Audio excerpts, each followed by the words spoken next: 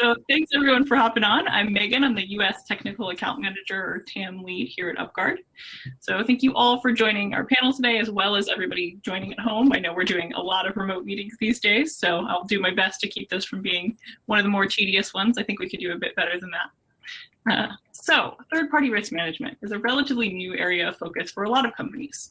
As the world becomes more and more connected, all companies, no matter their size or location, have a responsibility to be aware of any risk to their business.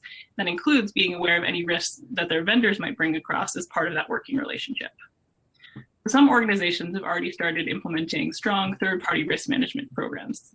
These guys have a head start. They understand that the risks that come with an increasing vendor base are important and are taking proactive steps to resolve or mitigate those risks as they come up. So today we'll be talking to some leaders from government, fintech, and the security industry overall to talk about how you manage third-party risk. So over to our panelists. Before we dive into too many questions, we'll go around the room and do some quick introductions. Can you each tell me a little bit about yourself, your role in your organization? Hey, hi Megan. So myself, Gaurav, I'm part of a company called OVO. It's a fintech unicorn from Indonesia, and I look after the information security and IT team over there. And third-party risk management falls under the InfoSec portfolio that I manage. And yeah, I mean, using UpGuard from day one for the third-party risk management. So excited to be here with you guys.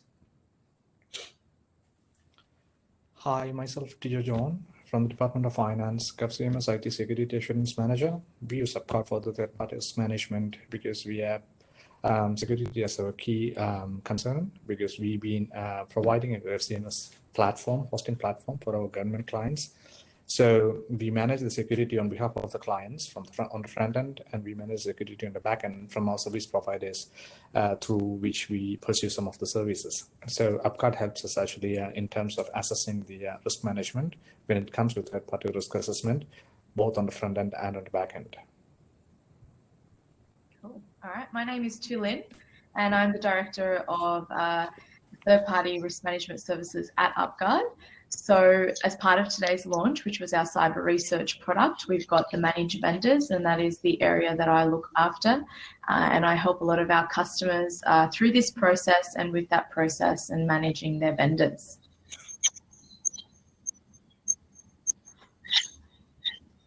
Back to you, Megan. Sorry, my mute was arguing. So, you know, kind of open floor, whoever I think has an answer to this question is, what are some of the challenges that you faced while trying to build out a management process and managing and assess your vendors? Tijo, I think I'll pick on you if that's okay. Are you asking me? Yeah, please. Yeah. So our landscape is pretty dynamic. So we have a lot of changes that happens every day in terms of actually the requirements from the clients, requirements from the service providers, and the accommodation of those requirements. So that changes the security landscapes quite often for us. So the challenge is us to actually manage and keep on track of all of those changes and to ensure that the security is complied. And we are not compromising much on the accreditation perspective. And at the same time, we address the requirements. So the challenging phase for us is actually to accommodate the requirements based on the changing landscape that's coming up, at the same time assuring that the security has not been compromised. So we use UpGuard in terms of getting findings, the risk findings from our backend and the services that we use, as well as the websites we host. So whenever we have a change that we accommodate from the client side, UpGuard does a scan and provides us the results in terms of seeing what else need to be changed, or are we good on track in terms of managing our security. All right. And perfect timing. Looks like we have Murray Taylor on. So thanks for joining us, Murray. You just caught us right in the middle of intros and some early questions. So Tulin, sorry to cut you off there, but Murray, can you intro yourself a little bit? Tell us about your role in your organization. Yeah, good morning, Megan. And look, I do apologize. Ironically, I've had to join on my phone because the security settings on my laptop don't allow me to share my microphone. So, look, I'm Murray Taylor. I'm the Associate Director of Cybersecurity Advisory and Solutions for Transport for New South Wales. So I run an internal consultancy for security advisory for the state government of New South Wales. Fantastic. All right. So the question I had tossed out, and I know you just joined, so feel free to sort of take a moment here, is some of the challenges that you face when managing and assessing your vendors. Yeah, look, I think for us, we actually provide third-party risk assessment as one of our services to the whole cluster. So when people are looking to put in a new solution or a product, or they're contemplating using a vendor in an RFP, for example, they want to get an understanding of the risk profile or the risk associated with that particular vendor. To date, we've had a very manual process. We relied a lot on spreadsheets, and there was inconsistency in the execution of the process. So everyone kind of had their own way of doing it. And we also had inconsistency in the way in which we managed those risk assessments, and also took quite a long time. Look, we have been proactively maturing our service over the last 12 months, and we're trying to drive towards that consistency and response time to the customers. So the challenges for us were really the manual aspects and having a very cumbersome process. Mm-hmm. Got it. So from my perspective, like we have vendors that are part of the Fortune 500 league, as well as vendors that are local within the Southeast Asia region. So the maturity of these vendors varies significantly. And some of the vendors are actually surprised when we reach out to them for the third-party risk management process. And they are surprised that the customer may ask them to share the security posture of them. And apart from that, I also agree with More, because traditionally I think the third-party risk management processes have been performed via emails, spreadsheets, and things. So there was definitely a need to have a platform which can allow us to collate all the vendors at one central place, and we can automate the questionnaires or the assessments from the platform itself. So yeah, so that would be from my side. Got it. And I think, Tulin, you might have a slightly different perspective coming from the UpGuard side versus coming from the user side. So given that you're helping customers come up with these strategies and these frameworks to manage their vendors day in and day out, what are some of the common pitfalls or difficulties that you see? Yeah, so we do come across some of the ones you guys have already mentioned. And specifically more so before you actually start the third party, the risk assessment process. Some of our customers will come to us and ask us for the help with the managed vendors, but they also don't really have their vendor risk management framework or a process and procedure around how they're going to go about this. So a lot of the questions we'll get asked is, okay, how do we tier our vendors, or how do we determine what level of risk they're providing to us? And they will ask us for some guidance around that. So a lot of the time we do kind of run a couple of workshops with some of them just to walk through, what they're using this vendor for. Are they actually storing any confidential information, any PII? Are they processing it? Are they storing it on behalf of them and accessing it? So thinking about these kinds of questions when you are just before you're about to kick off an assessment is actually quite important, because this can help you determine exactly what kind of questionnaire or what kind of assessment process you will need to follow. So that's probably one of the biggest challenges we see across our customers that come to us for the managed service. And then secondly, obviously, is understanding how many vendors you have and which ones are actually still active, which ones you're still using, and being able to find, the right contact information, and which which parts of the business are using which vendors as well. So the larger customers, we have actually struggled with that a bit. I'm sure, definitely. So I know, given that a couple of our panelists are in sort of the government sector, I know that there are generally more restrictions or more regulations that you have to meet for various compliance reasons to be considered secure and to meet your obligations. So are there specific elements of UpGuard or of the platform that help you achieve that? Yeah, of course. So, generally when we're kicking off this process, we will get an understanding of what kind of industry that customer is in, and also get an understanding of any compliance or legislation that they need to be in alignment with. And we'll align that assessment process according to that. So we've got a lot of customers who are actually in the financial sector. And so with a lot of them, we've got APRA in Australia, who is it's a regulation authority, which is for all the financial institutions, which includes superannuation, etc. And there's a certain prudential standard called CPS 234, which is around information security. So a lot of our customers that come to us need to comply with that. So with our assessment process and the questionnaire process, we'll generally send our ISO 27001 questionnaire, which is actually aligned to APRA CPS 234, along with other standards and frameworks as well, like NIST CSF, the Cybersecurity Framework. And then from there, we'll perform the assessment. And what we do is we kind of align the reporting and the assessment based on what our customer requires for their compliance reporting. So the wording will be aligned to their risk management framework and also APRA's requirements, and will pinpoint any kind of risks or issues that we see that aren't aligned with CPS 234. And we can do that across like any regulation or standard as well for our customers. So it's quite a bespoke process when it comes to that for us. Yeah. And Megan, if I can speak to that, please, because as you've mentioned that we are New South Wales government, we have a lot of regulation, policy and standard that we need to adhere to, not just from a state government, but from a federal level as well. And one of the opportunities we had when we first started using UpGuard was to look at the questionnaires, the custom questionnaires that came with the tool, and we were able to assess those against our internal standards, policies and guidelines.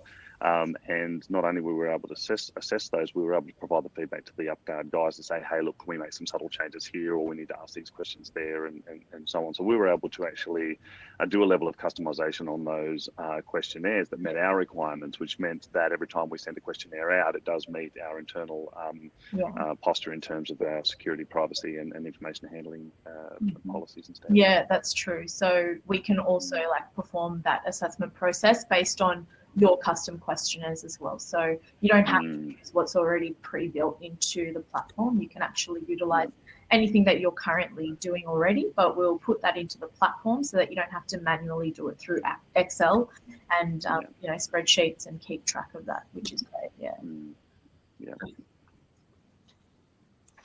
So I have one point to mention. Typically, the third-party risk assessments are performed point-in-time assessments. So we ask the vendors to provide the the evidences that they have for that particular point in time. But that might not give us the reasonable assurance that a vendor will be able to maintain the same security posture throughout, next 6 months or 12 months of the time. So I think one particular thing that I would like to highlight over here is continuously assessing the vendors. I think that is the capability that was missing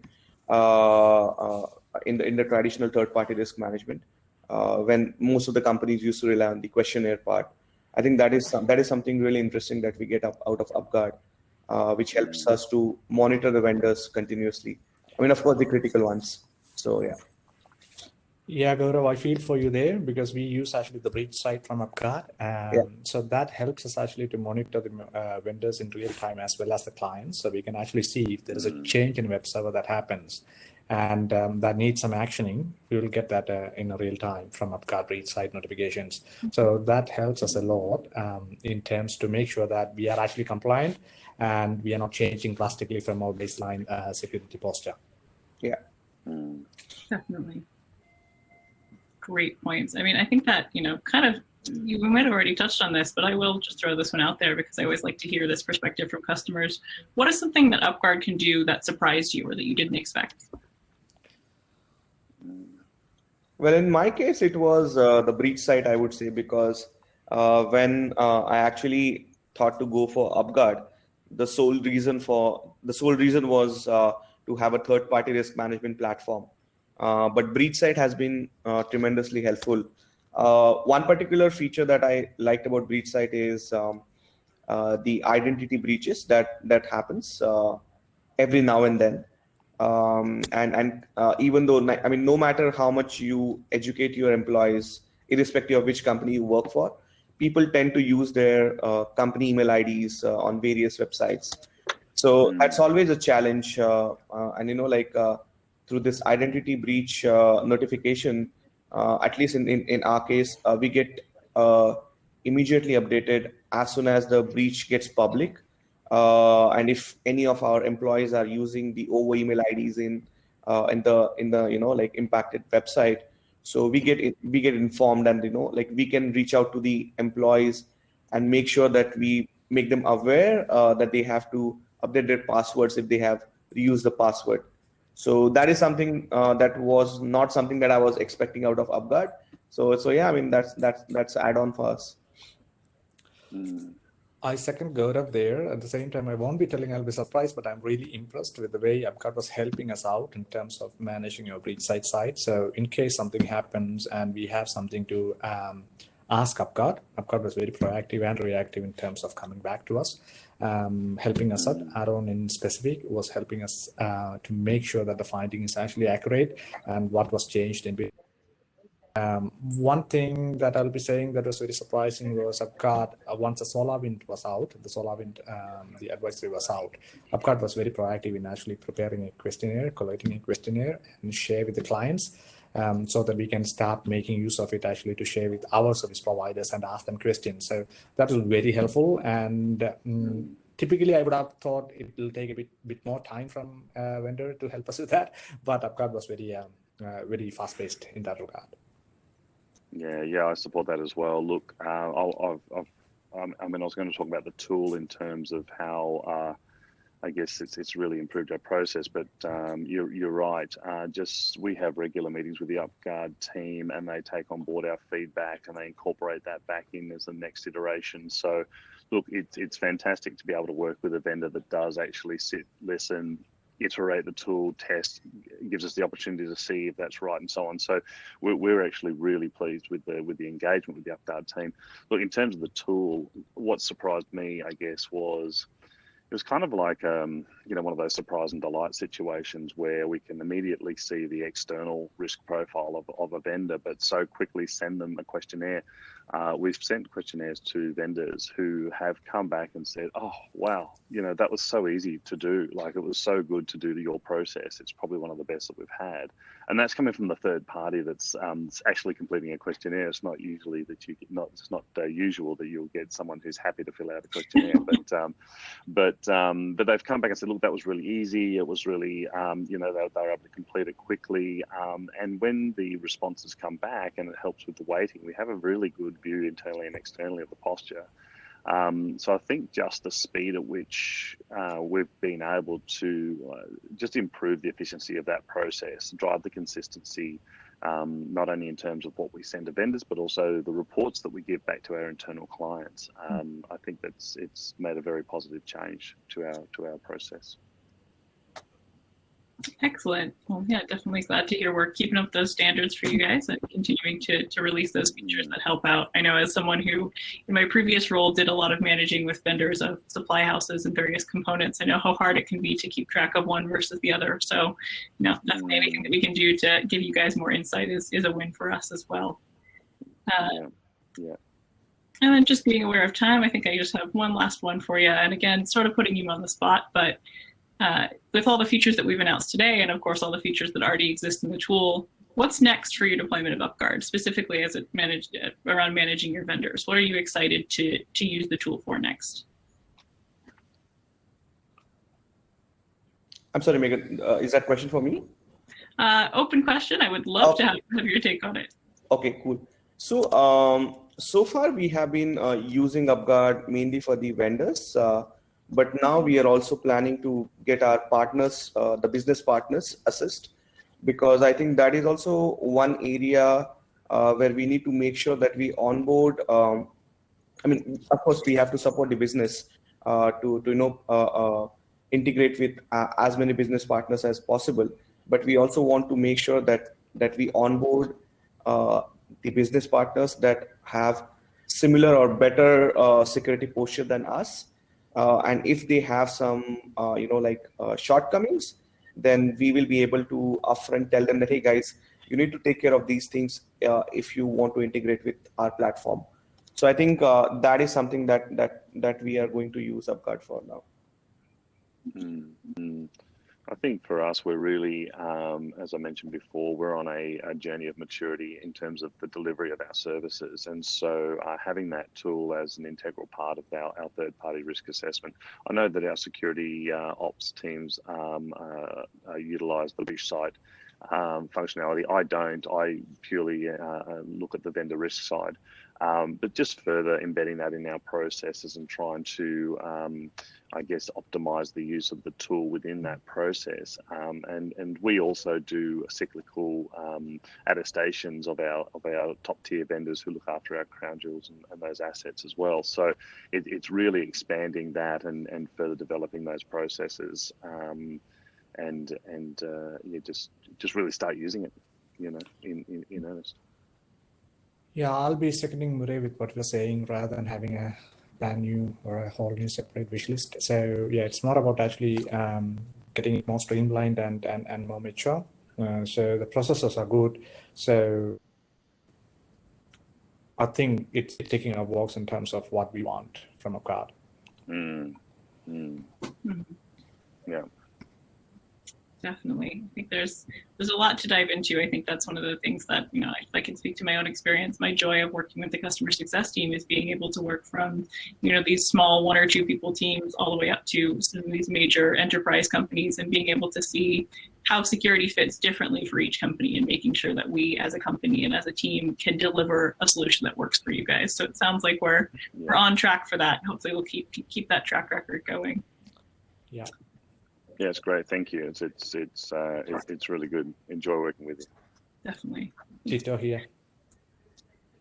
All right. So it looks like we do have a quick question in chat here, so I'll go ahead and switch over to that. So the question from Andrew Lawrence, which is, when you're continuously monitoring vendors, what are the main triggers for you to engage and ask for clarity around their security posture? And do you use UpGuard scoring as one of those triggers?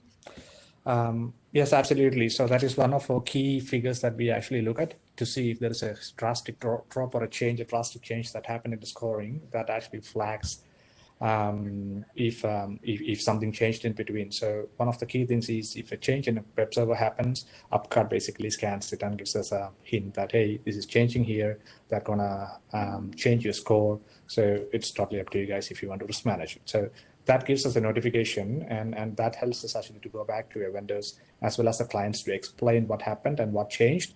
We may either go back and revert back the change, or we may actually stick to the change with a risk assessment on top of the change that happened. So UpGuard is actually on the front foot there for us, so that we can corroborate our findings with UpGuard findings and explain and prepare an explanation for everyone to keep everyone on the same page. Yeah, and if I can add to that as well, it allows us to manage our vendors by exception. We look for the flags, the high risk indicators in the reporting, and we can have those meaningful conversations with our vendors. We've had vendors respond to a questionnaire and they've rated fairly low on a particular score, and when we question them, we understand that they actually have a compensating control, or they do something quite differently. So we have a more meaningful conversation about how they're managing risk from where the tool is picking up or identifying those areas. So we certainly use the tool to enable those discussions. In our case, like we categorize the vendors as SaaS vendor, non-SaaS vendors. So especially if the the rating significantly decreases for SaaS vendor, that's definitely a red alarm for us, because the SaaS platform is hosting probably our crown jewels. So if that rating decreases, definitely that's a red alarm for us. If it's not a SaaS vendor, then I wouldn't get panicked immediately, but we would definitely get back to the vendor just to check if everything is okay, if they are doing any major changes which has significantly reduced the score. So yeah, that's how we do it.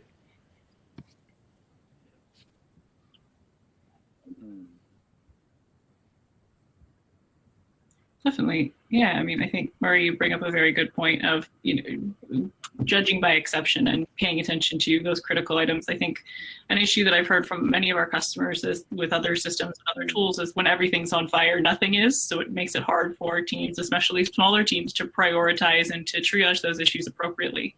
So I think having more insight is definitely something that has been a common refrain that I've heard. Yeah. Another one in there, Tulin, I think this one is more for you, is can we do a mix of ISO 27001 or CSA questionnaires when onboarding a vendor? And is UpGuard able to give notifications about email compromise of vendors in our monitored list? Sure. So in terms of the first question, you can definitely create a mix of questions from ISO and CSA. So at the moment, we don't have that capability, but we can definitely build a custom questionnaire for you where you can pull various bits and pieces from each of the standards, and then we can perform the assessment based on that. So yes, that's doable. And that's not a problem at all. In terms of UpGuard giving notifications for email compromise of a vendor, so as part of cyber research in data leaks, you would be able to do that if you purchase that part of the platform. And however, we don't do as part of the managed service on its own without the data leak side, we don't do that on an ongoing basis. So as part of our managed vendor process, we do a one-off kind of data leak search on each of your vendors and report on that. That's not continuously monitored. It's just a once-off one. However, as part of the data leak side, we can continuously monitor that for you. That's not a problem. Got it. All right. I'm just making sure no other questions trickle in.